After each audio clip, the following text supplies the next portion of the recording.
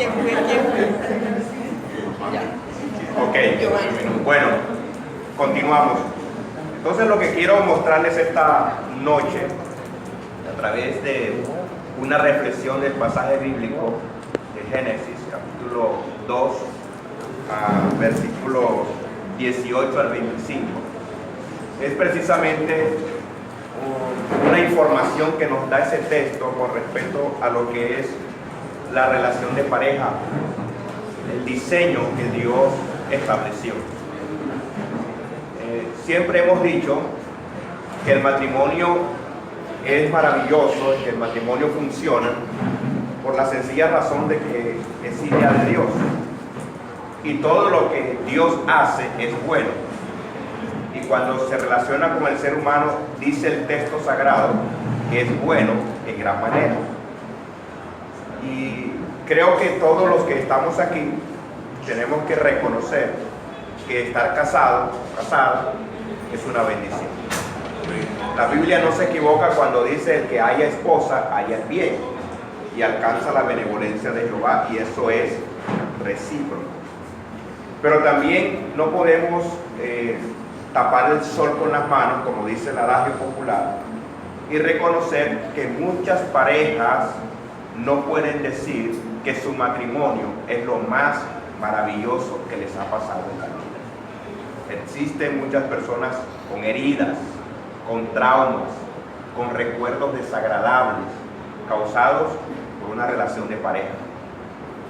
Y además de eso, vivimos en un contexto en donde el matrimonio está siendo mirado como una cosa que está pasando a la antigüedad, al desuso. Es algo que tiene una tendencia a desaparecer. Algunas informaciones estadísticas con respecto al matrimonio dicen que hay países que están pensando que el matrimonio debe durar, según algunos estudios, debe durar aproximadamente entre 5 y máximo 7 años. Que la persona se case y a los 5 años el matrimonio caduque. Si la persona quiere volverse a casar, entonces tiene que volverse a casar. Tiene que hacer toda la documentación legal.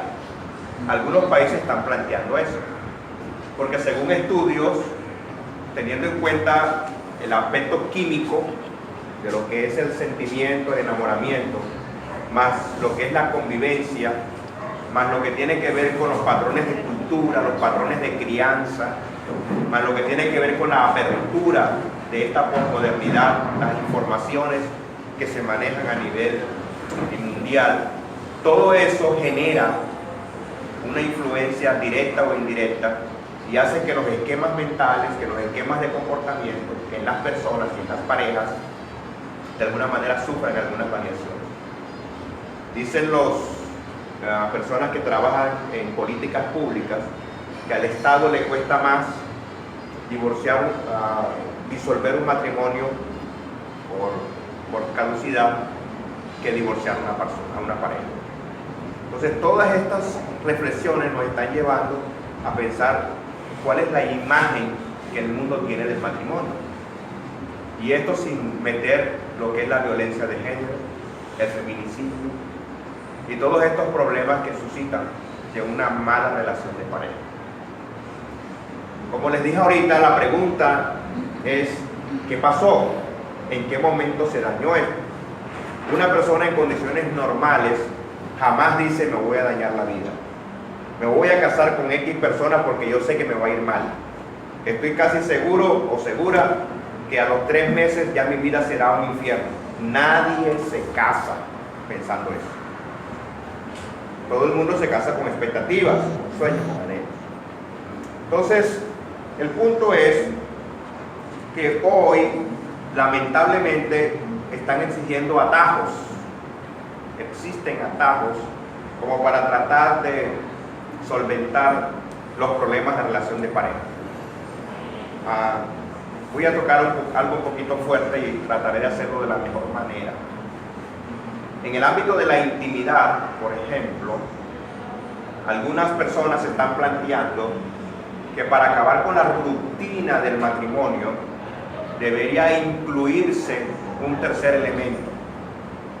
Y es así como en Europa, quienes tienen acceso a la información de estos países, en Europa está ahora mismo surgiendo un movimiento que se llama el poliamor, que está cogiendo mucha fuerza. No sé si han escuchado ya ese concepto, en donde más de 2 personas se están casando, porque se está llegando a la conclusión de que la infidelidad y el adulterio se ha vuelto tan común en el mundo, a pesar de las restricciones legales que hay, a pesar de los conflictos emocionales que genera, a pesar de los problemas de comportamiento y los problemas delictivos que generan de eso.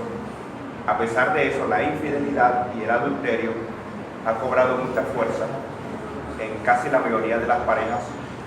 Gracias a Dios todavía existe un remanente a quienes, cuando se les entrevista, aseguran que nunca le han sido infiel a su pareja. Sin embargo, a raíz de todo eso, se está pensando en que se le dé libertad, y ya hay países de Europa que han cambiado su constitución y han cambiado sus estatus civiles, sus leyes civiles, para permitir que más de 2 personas se casen, porque pues, el derecho internacional y lo mismo que cada constitución de cada país se dice que el matrimonio es la unión de 2 personas, ¿verdad?, que se casan para desarrollar un fin común. Eso es lo que reza el Código Civil con respecto al matrimonio.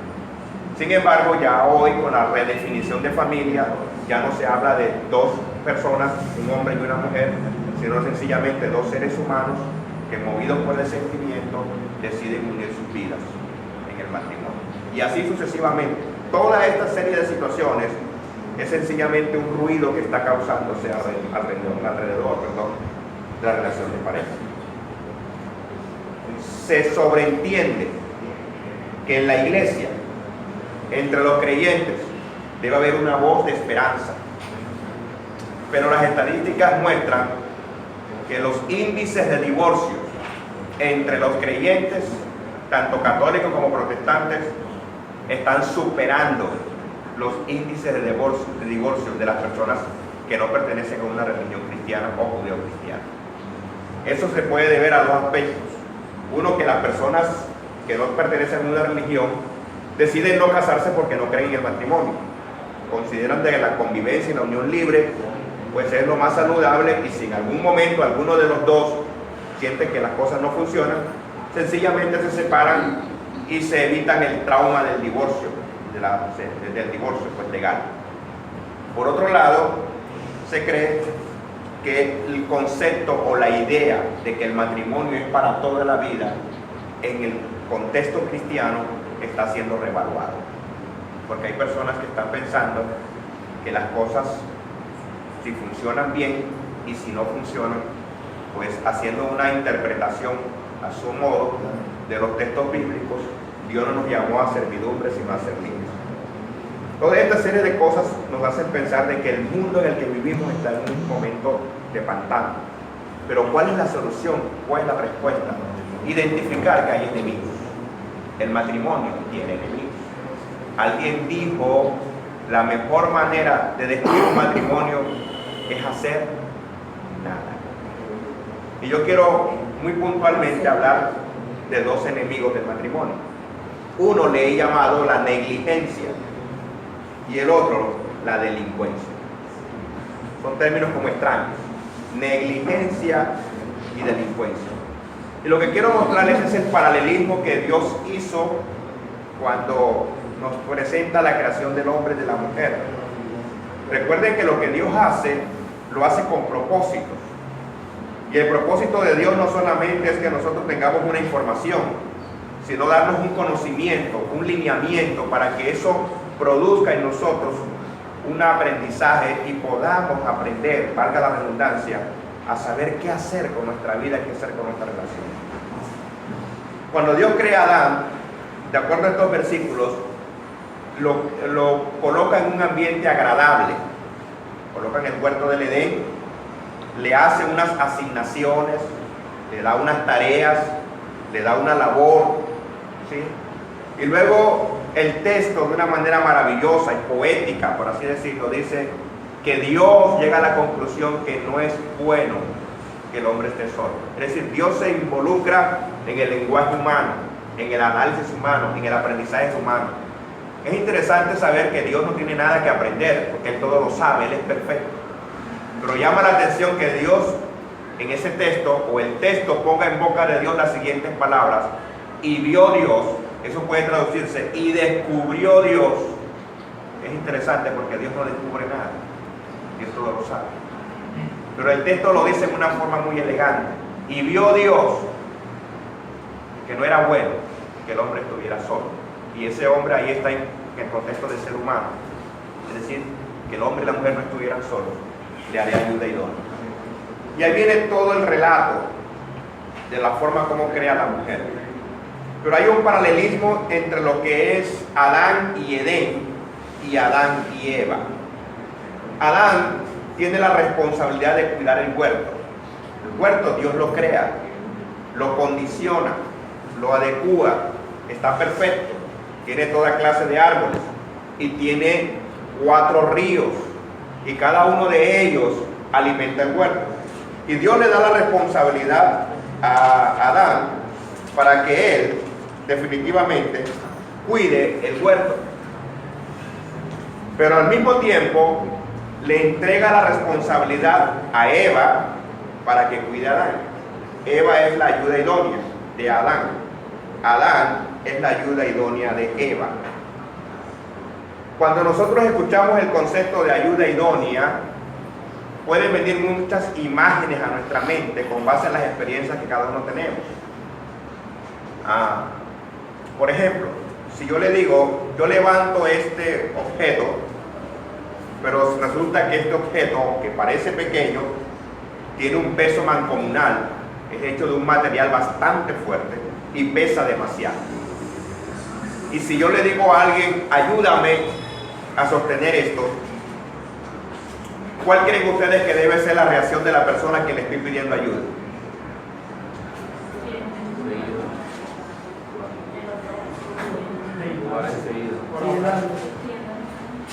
¿Cuál creen que es la reacción, repito, que debe hacer la persona? ¿Cómo reaccionaría la persona que me ve haciendo esto? Ok, bueno, resulta que para ayudar yo tengo que saber que si tengo las condiciones para hacerlo. Supongamos que yo esté haciendo esto, pero frente a mí hay una persona recién operada. ¿Cuál creen ustedes que va a ser la reacción de la persona? No va a poder. La intención es ayudarle. Pero No puede. La intención siempre va a ser buena, la intención siempre va a ser ayudar a la persona, pero las capacidades donde limitan a la persona o la situación. Ok. Y resulta que la persona tiene una buena voluntad. Sí, dígame. La persona que estaría en cama, yo me sentiría en este momento frustrada porque impotente de poder ayudar a mi pareja en ese momento y no poder porque estoy en ese momento en cama, ¿ya? Yo me sentiría como limitada, impotente. Claro, obviamente, usted quiere hacer algo, pero las condiciones en las que se encuentra no se lo permiten. Así que el concepto de ser ayuda no es simplemente la responsabilidad que tiene el otro de hacer algo, sino al mismo tiempo la responsabilidad de saber que si se tiene la capacidad de hacer algo. Porque si yo no tengo la capacidad de hacer algo e intento hacerlo, soy tan irresponsable como el que tiene la capacidad de hacerlo y no lo hace. Es el mismo nivel de irresponsabilidad. Por lo tanto, ser ayuda idónea no solamente significa tener en la cabeza que tengo que apoyar al otro, sino también tener en la cabeza que si tengo la capacidad para apoyar al otro. Porque si no la tengo, en lugar de ayudar, haría daño. Cuando alguien se entrena en primeros auxilios, lo primero que se le dice es: usted tiene que saber bien lo que va a hacer. Si usted no se siente seguro de lo que va a hacer, no lo haga, porque en lugar de ayudar, perjudicar, va a ser un daño grave. Y el hecho de saber que Dios nos creó para ser ayuda idónea de nuestra pareja, y hay una reciprocidad allí, eso implica entonces que nosotros tenemos que aprender a revisarnos. Y voy a correr un poco más. La última parte del versículo dice: y estaban ambos desnudos y no se avergonzaban. Esa palabra tiene mucha información, demasiada, pero yo quiero centrarme solo en algo, y es que la palabra vergüenza en ese contexto quiere decir no sentirse mal porque sepan algo que solo debo saber yo. Estar desnudo, la desnudez, tiene que ver con la intimidad. Y todo el mundo tiene derecho a su intimidad. Lo voy a ir un poco más lejos. Alguien ha dicho: no existe un ser humano en este mundo que no tenga secretos. Todo el mundo tiene un secreto. No sentir vergüenza es cuando lo que para mí es un secreto no me preocupa el día que salga a la luz. Es decir, no me preocupa que salga a la luz. ¿Pero con quién? Con la persona con que comparto la vida. Por tanto, ser ayuda idónea implica tener mucha confianza, no solamente en sí mismo, sino en la persona con la que se comparte la vida. Ser ayuda idónea implica ser consciente que el matrimonio debe ser el lugar más seguro para una persona. Que ser ayuda idónea implica no solamente conocerse a sí mismo, sino conocer a la persona, porque déjeme decirle que el lugar donde usted se debe sentir más seguro y más segura es en su matrimonio. No debe existir un lugar más seguro para usted que su relación de pareja, porque en la relación de pareja es el lugar donde usted debe mostrarse como es, sin tener miedo a que su pareja se asuste de usted. Es importante que ayuda idónea implica que cuando yo me desnudo, y no me refiero solamente a lo físico, sino cuando saco lo que tengo por dentro, la otra persona lo mira con tanta naturalidad que dice: es tan imperfecto y es tan ser humano, pero es la razón por la que está acercándose a mí, porque necesita ayuda, porque necesita apoyo. El hombre debería expresarle a su mujer todo lo que hay en su mente y en su corazón. La mujer debería expresarle al hombre todo lo que hay en su mente y en su corazón. Pero no simplemente porque necesito desahogarme. Ese no es el propósito. El propósito es: necesito mostrarle todas las fantasmas que tengo por dentro. Cuando los griegos querían hablar de los valores, y sobre todo de los valores altruistas, de los valores grandes, usaban un término que nosotros lo usamos en sentido contrario. Cuando nosotros hablamos de los valores de las personas, hablamos de algo que tiende a ser lo divino. Pero los griegos, cuando querían hablar de algo hermoso y maravilloso en alguien, decían: tiene un demonio. Si usted le dice a su pareja que está endemoniado, lo está ofendiendo, en nuestro contexto. Pero los griegos, cuando hablaban del demonio, hablaban del talante, de lo oculto en el ser humano, de la capacidad que tenía para llevarlo a cumplir un propósito. Entonces, en el escenario de mostrarse como es, de estar tan seguro de que la otra persona le conoce y no sentir miedo, no sentir vergüenza. Por eso en el matrimonio hay lo que se llama complicidad, es decir, apoyar al otro, amar al otro. Y Pablo, extendiéndome un poquito más, cuando dice, por ejemplo, a los maridos: amad a vuestras mujeres como Cristo amó la iglesia. Esto puede partir la cabeza de la teología de cualquiera, y con mucho respeto lo digo. Pero la iglesia es lo más imperfecto que existe en este mundo. ¿Y sabe por qué es lo más imperfecto?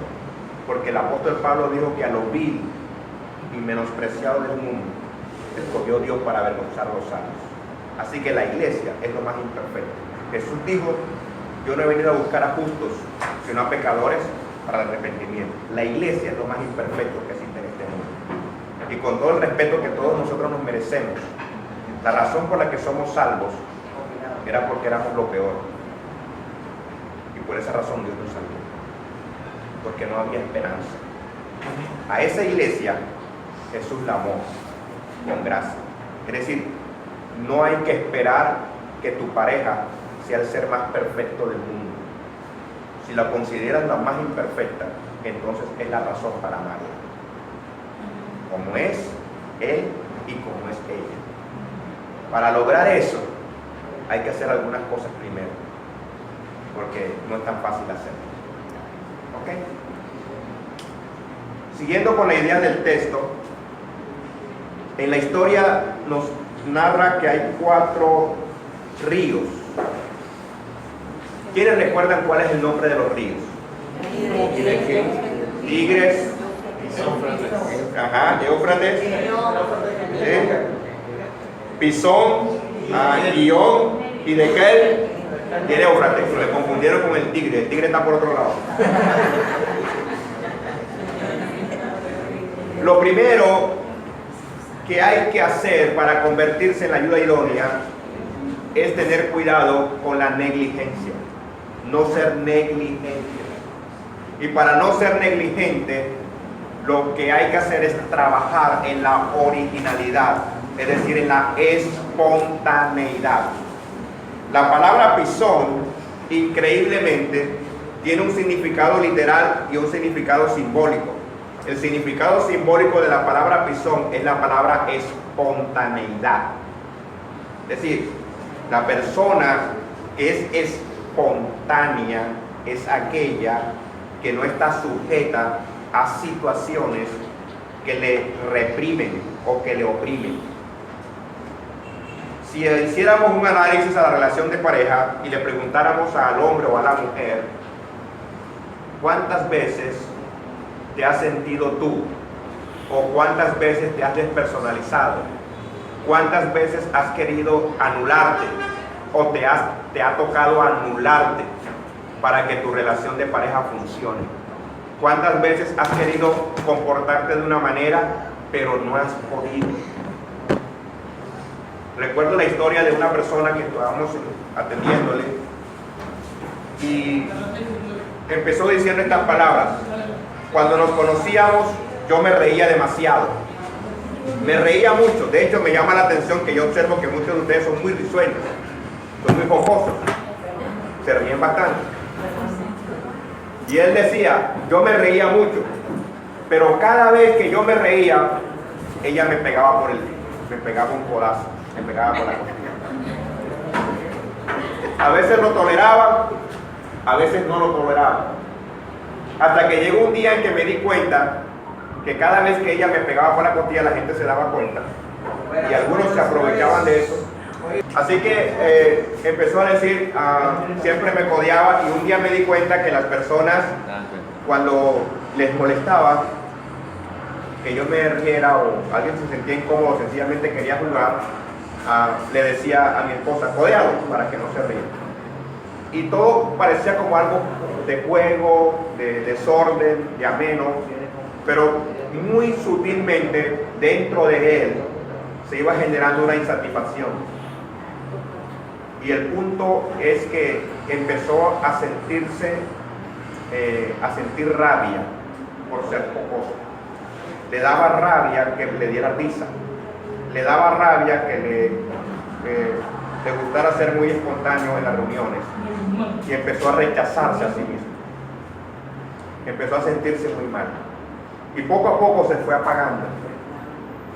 Pensaba que debía hacerlo porque su matrimonio era muy importante. Y por esa razón empezó a despersonalizarse. Empezó a dejar de ser espontáneo. Pero la pregunta es, si alguien pierde la espontaneidad, es como alguien que sufre una lesión en la médula espinal. ¿Qué pasa con su cuerpo? Hay valores que no se pueden negociar. Porque en el momento en que se negocian, enferman la relación. Y es un primer enemigo. Cuando somos negligentes y no cuidamos lo que tenemos que cuidar, entonces la relación se daña. Para que la pareja realmente sea saludable y sea ayuda idónea, hay que cuidar situaciones estructurales como esta. Si no eres espontáneo en la relación, si no eres tú, si no te sientes cómodo en la relación, de nada sirve que intentes tener un matrimonio bonito, porque no funciona. Lo estructural es que seas tú. Trabaja en eso, trabaja en tu espontaneidad. El ser humano tiene virtudes y tiene defectos. Y ser espontáneo es mostrarse como somos. Tenemos una tremenda bendición, y es que nosotros creemos en el poder de la gracia. Creemos en el poder de la sangre de Cristo. Y creemos en el poder de la regeneración y de la transformación del carácter. El problema no son los problemas del carácter. El problema es cuando el carácter no se muestra como es. Porque en el reino de los cielos la gente cambia cuando descubre que tiene un problema. Pero el que no acepta que tiene un problema nunca va a cambiar, porque nunca lo va a aceptar. Entonces la mejor manera de que una persona cambie sus problemas de carácter no es intentando mostrar lo que no es, sino mostrándose como es. Precisamente ¿para qué? Para que la gracia le alcance y la gracia le transforme. Además de ser espontáneo, encontramos el otro nombre del río, que es Gihón. Y la palabra Gihón también en sentido figurado significa creatividad. Además de ser espontáneo, ninguno de los dos debe perder la creatividad. La creatividad es el mejor antídoto contra la rutina. Porque los seres humanos tendemos a ser rutinarios. Nuestro organismo tiende a ser rutinario. Nosotros grabamos informaciones mecánicas. Y cuando las grabamos, las hacemos inconscientemente. Manejamos inconscientemente. Los movimientos que hacemos al manejar, ya los hemos grabado. Los movimientos que hacemos al bañarnos. Si usted quiere, ponga una cámara en su baño, donde solamente vea usted, obviamente, y mire cómo se baña. Y se va a dar cuenta que todos los días se baña exactamente igual, de la misma manera. Si algún día intenta cambiar la rutina de bañarse, usted se siente mal bañado. Se siente mal, porque rompió la rutina.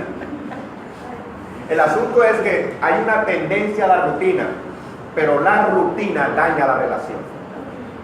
Si usted todos los días hace lo mismo de la misma manera, las cosas terminan cambiando. Alguien le dijo a un consejero: ¿qué puedo hacer para sacar a mi esposo de esa rutina en la que está? Porque no puedo cambiarlo. Intento, pero no puedo. Y él le dice: necesito que me dé más información. Entonces ella dice: nosotros tenemos una situación económica complicada. Resulta de que solamente nos alcanza para comer huevo. Pero todos los días comer huevo es complicado.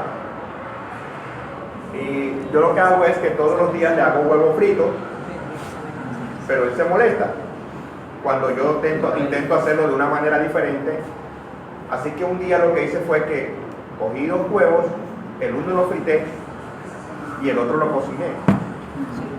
Y él se me acercó y me dijo: ¿por qué hiciste eso?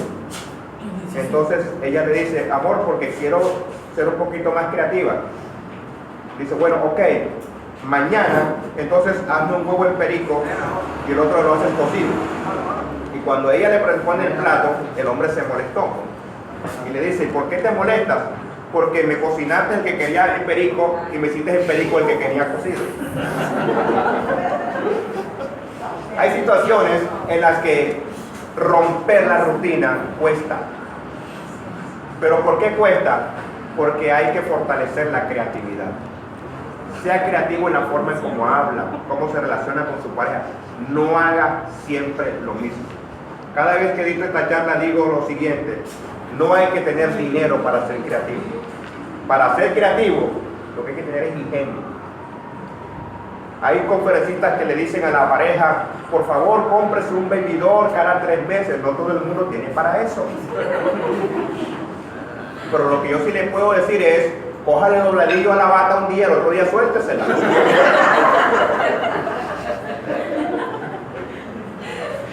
Lo importante es ser creativo, es crear un ambiente diferente. Lo tercero es la unidad. Tiene que ver con el Dios Hidekel en el sentido figurado. Tiene que ver con la unidad. Aprender a trabajar en equipo. No es fácil trabajar en equipo, no es fácil coordinar. Pero mire nuestro cuerpo. El mejor maestro para la unidad es nuestro organismo. Nuestro organismo no trabaja solo. Nuestros sistemas se acoplan para que podamos funcionar de la mejor manera. Y es un mejor reflejo, es el mejor paradigma para nosotros imitarlo. Como pareja tenemos que aprender a trabajar en equipo, a tener unidad. Y para tener unidad no se necesita pensar igual, se necesita pensar diferente, porque la diferencia genera complementa. Hay algunos estudios que muestran que cuando las parejas se divorcian y luego se observan mutuamente, casi siempre la frase que dicen es: yo no sé cómo me casé con alguien que es tan diferente a mí. En todas las estadistas, las entrevistas que se le han hecho a divorciados y les ponen a examinar su comportamiento, dicen: jamás había pensado que me había casado con alguien tan diferente a mí. Pues sencillamente se rompió la conexión, se rompió la unidad, porque lo que les condujo a la unidad fueron las diferencias. Y por último, es el río Éufrates, que en sentido figurado tiene que ver con la capacidad productiva. Y la capacidad productiva no solamente me refiero a las situaciones económicas, sino ser productivo en todos los ambientes, en todos los estados, en todas las circunstancias que construyen una relación de pareja. Entonces, hay que ser diligentes en ser creativos, en ser espontáneos, en ser productivos, en mantener unidad. Pero hay que tener mucho cuidado, porque existe un comportamiento delictivo, y es, por ejemplo, la agresividad. La agresividad en la relación de pareja se da cuando los niveles de estrés son tan altos que la tensión empieza a aumentar. ¿Y por qué se da la tensión? ¿Por qué se da la agresividad? Sencillamente porque no se ha venido trabajando paulatina y progresivamente en las cosas que hay que hacer. Y termino como empecé. Si usted quiere que su matrimonio se destruya, crúcese de brazos y no haga nada. Pero si usted quiere que su matrimonio se mantenga y sea sólido cada día, tiene que trabajar bien duro, como un agricultor, como un campesino. Tiene que labrar su huerto, labrar su Edén, porque Dios le ha dado las herramientas, le ha dado la sabiduría y le ha dado los recursos para que usted lo logre. Si nosotros llegamos a la conclusión que los enemigos del matrimonio se resumen en una sola cosa, ¿quién creen ustedes, con todo lo que han escuchado hasta el momento, quién creen ustedes que es el principal enemigo del matrimonio? Nosotros. El aliado puede ser el psicópata, el que está destruyendo el matrimonio. Y no es el otro, soy yo.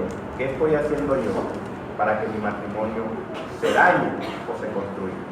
Pero yo voy a atreverme a decir esta noche que por los ojos que tienen, por la mirada que tienen, la atención que tienen y por el ambiente que hay entre ustedes, yo creo que ustedes, bajo ninguna circunstancia, van a permitir convertirse en los enemigos de su matrimonio. Por el contrario, son los mejores aliados y Dios los ha ungido para eso.